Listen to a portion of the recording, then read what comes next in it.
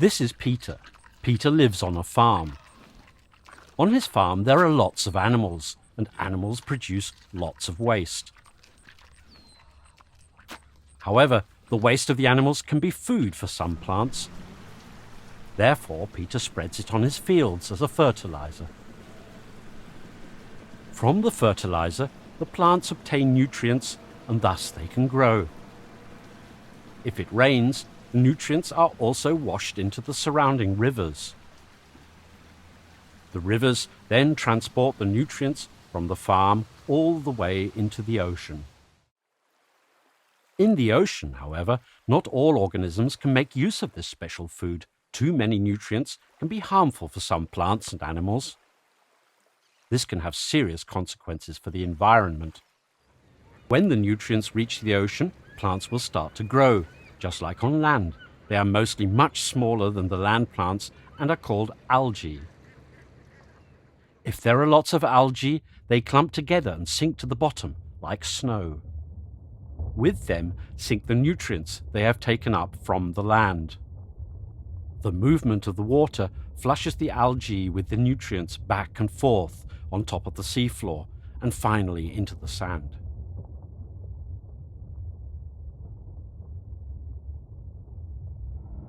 Lancelot can reveal how these processes work.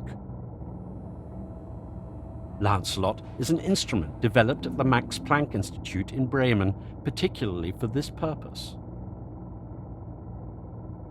With a laser, Lancelot measures the shape of the seafloor. Is it bumpy or flat? Sensors then pierce into the ground and show which substances it contains. In the deep sea, the water is usually calm and the seafloor remains plain. This flat ground barely takes up any nutrients. If there are waves and lots of water movement, for example in coastal waters, the sand will also move. It forms small bumps, so-called ripples. Water is flushed through the ripples, and with the water, the lumps of algae are transported into the sand.